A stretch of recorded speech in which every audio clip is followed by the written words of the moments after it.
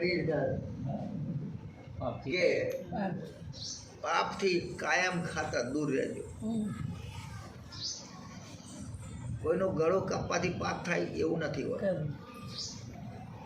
કોઈનો સોન ચોરીથી લઈ લેવાથી પાપ થાય એવું નથી હોતું. પણ ખાલી આત્મામાં વિચાર કરશો ને કોઈના પ્રત્યે તો એ પણ પાપના અધિકારી બની જશે. માટે રામદેવજી મહારાજે કહેજો કે પાપથી બધા જ ભેગા રહેજો, ધર્મથી ટુકડા રહેજો. ધર્મ એટલે શું? કોઈ સંત સાધુ, તમે સંસારી માણસો, સંસારી એક બાયણું ભરીને બેઠા એટલે બધા જ આવશે. સાધુએ આવશે, સંન્યાસીએ આવશે, કોઈ બહેને આવશે, કોઈ દીકરીએ આવશે, બધું જ આવશે. અને આ બધાની અંદર જેમ એ ઘંટીની અંદર દાણા પીસાય છે ને એમ તમારે પીસાવું પડશે. નહીં ચાલે, કારણ કે તમારો ધર્મ છે. અને એ જો ચૂકશો તો સમજી લેજો હાથથી જતું. કારણ કે આશીર્વાદ મેળવવા માટે બધું કરવું પડતું હોય. તમે આટલું બધું કર્યું તો એનો ભાગીદાર કોણ બન્યો? હું મારું બન્યો. તો મારા પરમાત્માને તો લગામ લઈને કહેવું પડશે કે મારા ગરીબડા સંતો ભક્તો ઉજળો બનાવ્યો. કોને બનાવ્યો? મારા સંતોએ બનાવ્યો. હું નથી બન્યો, મારામાં એવું કોઈ નથી. પણ આ જો કદાચ ઉજળો બનાવ્યો હોય તો તમે બતાવી દો. કોણ કહે છે તમારી જોડે કશું નથી?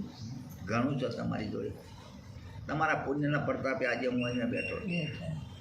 જો તમારું પુણ્ય ના પહોંચતું હોય તો હું આ જગ્યા ઉપર ના હોય. તો ગુરુપદ પંકજ પોતે તો 14 લોકો પોયા. આ તમે પગ નથી ધોયા, સમજી લેજો. ચરણ ધોયા છે. પગ એટલે શું? ચરણ એટલે શું? પગ એનો પગલો પડે તો ભૂખાઈ જાય પહેલાં, પણ ચરણ કોઈ દિવસ ભૂસાય નહીં. પબ્લિકને ખબર નથી પડતી. દ્વારકામાં જવું પડે, રણુધામ જવું પડે, રામેશ્વર જવું પડે છે, બધા ગોળ મટોળ ફરવું પડે છે. શું કરવા માટે? પરમાત્માને શોધવા માટે. પણ પરમાત્માને શોધવા માટે એમ હોતો હાથમાં નહીં આવે. પણ તમે જે જગ્યાએ જાઓ અને તે જગ્યાએ નક્કી કરજો કે ત્યાં શું જોવાનું છે. દર્શન નથી કરવાનું. 50 કે 55 વર્ષ સુધી પરમાત્મા જે જગ્યાઓની અંદર તમારા ને મારા જેવો થઈને રહ્યો, તો એ બધા ભક્તો આવીથી બેઠા તો હશે ને. તો દ્વારકાવાળો હામો તો બેઠો છે. છતાં પણ પરમાત્માએ કહેજો કે મારી ઓળખવાની શક્તિ તમારામાં મેં નથી મૂકી. તમે મને નહીં ઓળખી શકો. પણ ક્યારે ઓળખશો? જ્યારે હું મારા દ્વારકામાં જઈશ એ દાડા તમે મને ઓળખશો. આ પણ એ 50 વર્ષ સુધી કોઈ એક જગ્યા ઉપર બેઠા છે ખરા? ના. ફર કર્યા છે, કોઈ જગ્યાએ ગયા છે, કોઈ વામ ફર્યા છે, કોઈ વામ ફર્યા, બધા ફર્યા છે. ચોફેર ધરતીની અંદર ફર્યા છે. એ વખત એમનો ચરણ રથ જમીન ઉપર પડ્યા છે કે નહીં પડ્યા? પરમાત્માનો ચરણ જમીન ઉપર પડ્યા છે. અને એ જમીનની અંદર તમે ફરો છો, જોવા માટે જાઓ છો. અને ફરતા ફરતા ફરતા ફરતા ફરતા તમારું ભાગ્ય ખુલી ગયું હોય અને ભાગના પડદા તમારા તૂટી ગયા હોય અને કદાચ ચરણ તમારું એના ભગવાનના પગલાના એક કણ ઉપર જો પડી જાય તો તમારો જીવનનો પેલો સાર્થક. એ ચરણ શોધવા માટે આપણે યાત્રા કરવા માટે જવું પડતું. આપણે તો હીરો ભોગે જઈએ, ડેલા હાથ દઈ આવ્યો. લાઈનમાં ઉભા રહ્યા હતા, પૂછ્યું કે ભાઈ ગાડી કેટલા વાગે જાય છે? લ્યો પતિ જવા. પણ તમારા મનમાં અફસોસ કરવો પડે કે મારો નાથ હોય કણી કાઢ્યો છે, મારો નાથ હોય ફર્યો છે, એનું પગલું પડ્યું છે. તો પગલું તો કદાચ મને નહીં ધરાય, કારણ કે અભાગ્યા છીએ એટલે એનું પગલું નહીં ધરાય. પણ એ ચરણની એક કોકરી કે ધૂળી જો પગે ચોંટી જાય, ઓહો, 14 લોક જેના પૂજવા હોય એટલો આનંદ થઈ જાય. આ ગુરુ મહિમાનું ભાગ, આ ચરણનું પદ આટલું. અમારો ગુરુ જ્યારે જમનાપુરમાં આવ્યો ત્યારે લેબડાને તબે મને તો આટલી કોઈ ખબર પડતી નથી, આટલો હોશિયારી નહોતો. આટલું બધું બોનાઈ નહોતું કદી પણ હજી બધાના વાદે કરતો પણ આત્મા તો હતો. અને એ ગુરુ જ્યારે બિહાર્યો ત્યારે ગુરુ બોલતો નહોતો પણ એના મોઢાની અંદરથી થોડા શબ્દો નીકળે, કેવા નીકળે પબ્લિકનો પાર નહીં, સંશયમાં સમજી જવાનું કે આજ ગેગો ચોમાસાનો દાડો છે. ગેગો હોય, ગેગો એટલે ખબર પડે છે તમને? ઉચેરી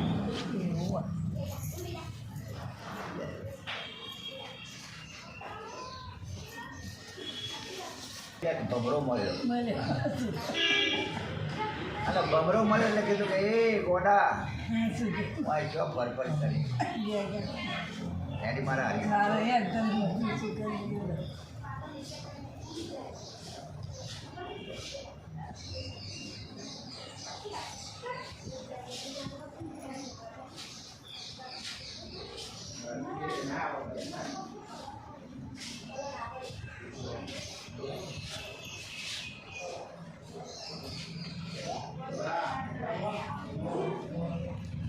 આ ભમરે ગેગાને વિનંતી કરી કે તું ચાલ મારે હારે એટલે ગેગો કહેતા હોય બે હોય એના કરતા એટલે ભમરાને હારી જતો રહ્યો. ભમરાને હારી જતો ગેગો અને ભમરો બે જીવાતમાં આવો પણ બેના કર્મ અને કાર્ય જુદા છે. એકની જગ્યા જુદી છે, પેલાની જગ્યા જુદી છે. એકના વિચાર જુદા છે, આના વિચારો જુદા છે, બે ભેગા છે.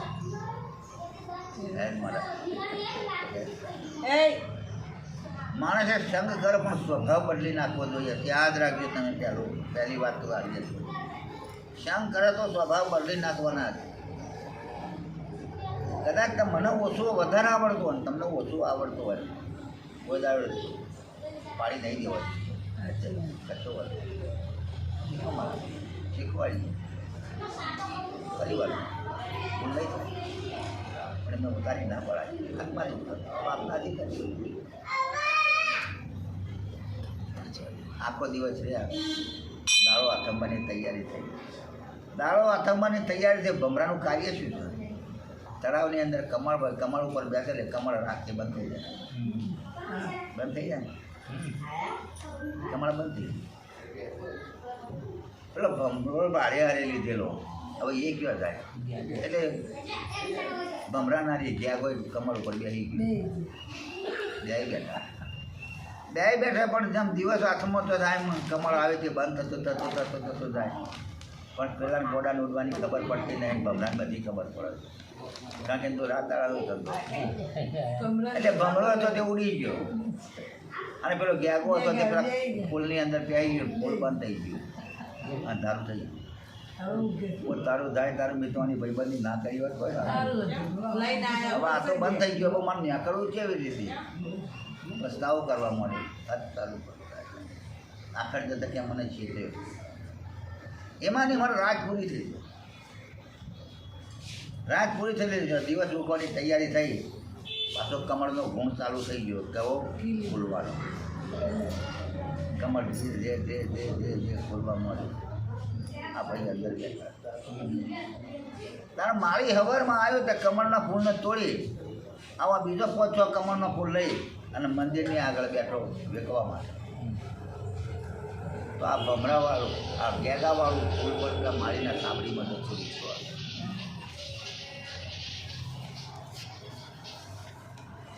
તમારા જેવો કોઈ સંસ્થા આવ્યો કે ભાઈ એક ફૂલ આપું લે લઈ હવે ફૂલ તો ભગવાનને જ ચડાવી. મહાદેવજીનું મંદિર આ ફૂલ લઈને મહાદેવજીના લિંગ પર મૂકી દીધો. મહાદેવજીના લિંગ ઉપર આ કમળનું ફૂલ મૂકી દીધું. સૂર્યના પ્રકાશના કિરણો પેલા મહાદેવજીના લિંગ ઉપર પડે તે પેલું કમળ હતું તે ખીલ્યું. સમય થાય તે ખીલ્યું એટલે પેલો ભમરો મળતી નીકળ્યો. આમ મારું બેઠું નથી તળાવ, નથી ઉકેડા, નથી કોઈ ભમરો અને હું આમ નીચે જોયું તો મહાદેવજીનો લીંબ ભમરો કે પેલો ગેગો કહેવા માંડ્યો કહો તારું ભલું થાય તારું એ ભમરા આ જે તારી ભાઈબંધી કરી તો હું વિસ્તારમાં રહેવા વાળો આજ મહાદેવજીના લીંબ ઉપર ચડી ગયો હા જો મને મળો તો ભવો ભવ આમ ભમરો મળી ગયો કરી કરી અને આજ મારો ભવ સુધારી દીધો ભગવાન જે ગઈ ભમરાની ભાઈબંધી કરી તો શિવજીના દર્શન ભગવાનના લિંગ ઉપર ચડવાનો દિવસ મળ્યો એ સંતો દયા ભાવ રાખ્યો સંત સાધુઓને કોઈને ત્યાં રાખો ભાવના પેદા કરી જે મળે હાથ રોકો કરજો હા સત્સંગતમાં રહેજો ભગવાન તમારું ભલું કરે તમે ભલું કરશો તો પરમાત્મા ભલું થયેલો જ છે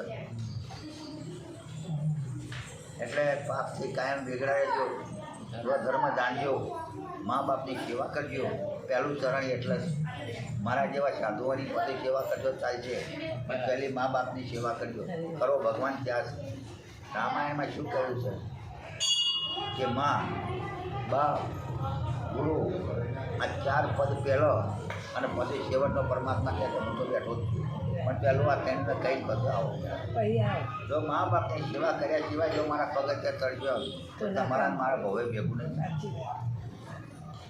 માટે કામ ક્રોધ કર્યા સિવાય મા બાપની સેવા જો હોય હાજરમાં તો કરજો ના હોય તો કોઈ લેવા જવાની જરૂર નહીં હા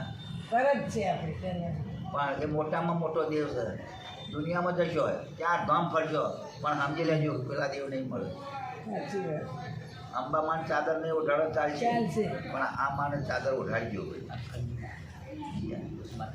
તો એનો આશીર્વાદ મળશે અને એ આશીર્વાદ એવો મળશે કે બજારમાં ફરવા જશો તો નહીં મળે એવું મળે બાપુ આશીર્વાદ આવી ગયો એટલે પણ ઊભો રહ્યો બધા નીચેનો આશીર્વાદ તું આવ્યો તો હાલ હું આશીર્વાદ આવ્યો પછી હારા મોનો આવી ગયો હારા મોનો જ નથી લાગતો મોનો જ ટોકેજ હોય બજારમાં આદરીએ ભાઈ આપણે પછી બરાબર પાછા હોય એટલે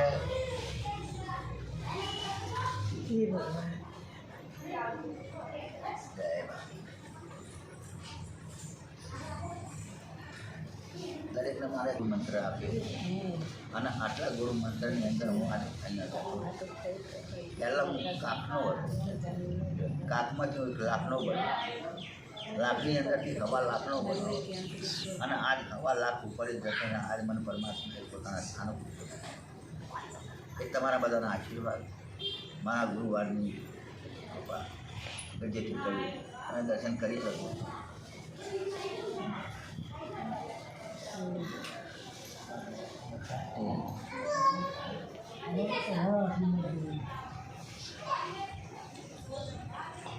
આજે જગત જેને પૂજન એ ગણી છે એ ઘરની અંદર જેના નામના ડંકા વાગે ભગવાન અને એ જ જીવની પસાર કરી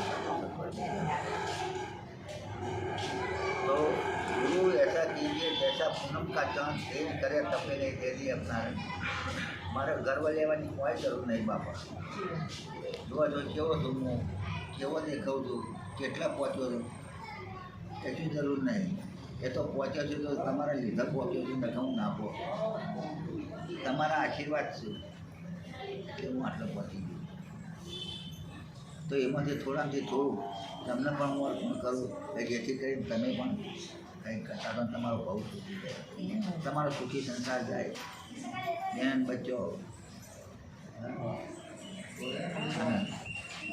ભગવાન તમારું જબારકો વાળો તમારી ગાડી ચલાવો અને પછી દેહના દંડ તો દરેકને ભોગવવા પડ્યું છે ભાઈ આ તો કાયાનો બનાવ્યો છે તો એને બનાવ્યો છે તો ધ્યાન જે રાખો કે જે મંદિર આજે આપણી જગ્યાની અંદર લગભગ 15,000 માણસોના પેટ કમાતા બંધ કર્યા ધન્યવાદ છે તમારા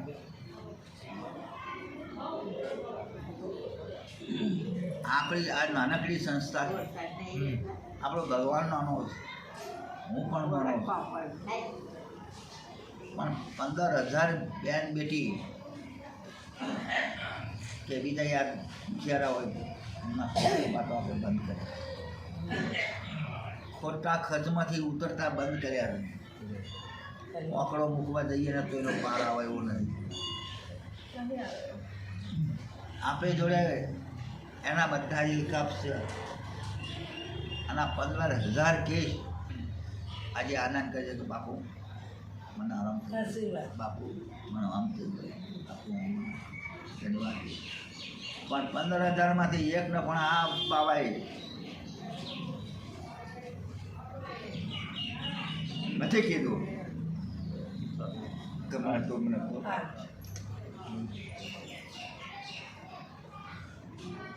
જે કામ કર્યું છે મારા નાથી કર્યું, મેં નથી કર્યું. અને હું કદાચ કરીશ ને તો બનશે નહીં, આપણી કોઈ તાકાત નથી. ના. પણ જો આટલું બધું કામ કરતો હોય તો અમારો નાશ કરે. એ જ કરું. આ પ્રગટ પુરાવો. ભગવાનના મંદિર તો ઠેર ઠેર છે, હાઈવે ઉપર છે, રસ્તા ઉપર છે, ને ગામડાની અંદર બધે બધું છે. અને અહીંયા પણ એવું છે, છતાં પણ જગ્યામાં કંઈક ફેર છે. બાપુ હાજરા હાજર બેઠા છે. યાદ રાખજો, હું ફરીવાનો કહેતો નથી, પણ આ એક જ વખત કહી દઉં છું કે ખરા તાનમાં ધરતી એને વળગી પડજો. જો સુખી થવું હોય તો અહીંયા શું બનાવે છે એ મારો નાથ જ અમારો છે. ખરી વાત. બાપુ કોઈના તો લેવા નહીં કરતો, ના. આવ્યો કોઈના ના. કોઈના સાંભળ લાવવા હાથ કર્યો કેમ એમ મદદ કરવો પડે છે. સાધુ બધા જ કરતા હોય, મારે ના ફરવું પડે, પણ કેમ નહીં પડે? મારો ઘણી બેઠો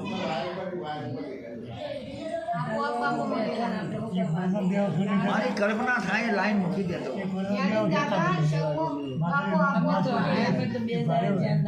તો તમે પણ એ રીતે દુનિયા સામું જોતા નહીં.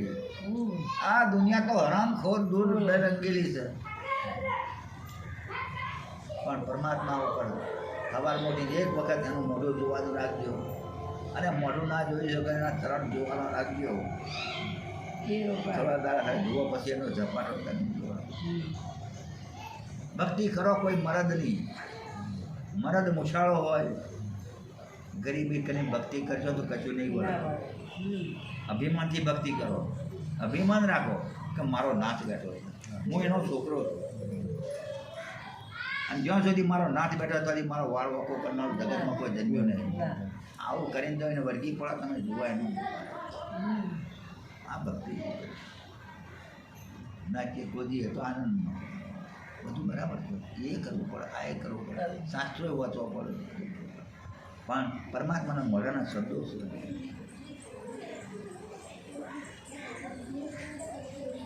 આજે યાત્રા કરવા જઈએ, આદમી ગમે ત્યાં ફરતો હોય, બેન ગમે ત્યાં ફરતી હોય,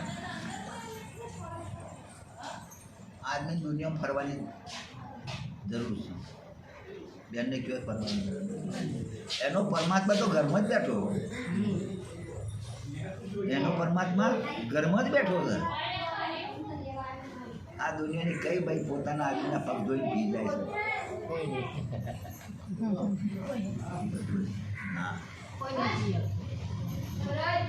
પથ્થરના ભગવાનના પગ પી જવું છે, અને પેલો ભગવાન બેઠો છે બિચારો રાત દાડો મહેનત મજૂરી કરીને તમારું ભોજન પૂરું કરે છે, એના પગ નથી ધોવાના. આખી રાતના ખેતરમાં ઊંઘેલા મારતો હોય, કાંઈ હવામાં ભૂસો ડોહ્યો ઘેર આવે તો એ બાપડો ખૂણા બેહેરે ટાઢનો હોળીઓ વાળીને પણ ચાંદ રોટલો એ ના પાડે, અને પેલો 3 વખત ટટકારી દીધું હોય. અને પછી કે હવે ઉભી રહેજે, મારે સોમલાજી આપણને છે દર્શન કરવા. આ સોમળો ના આવે તો સોમળો ના આવે.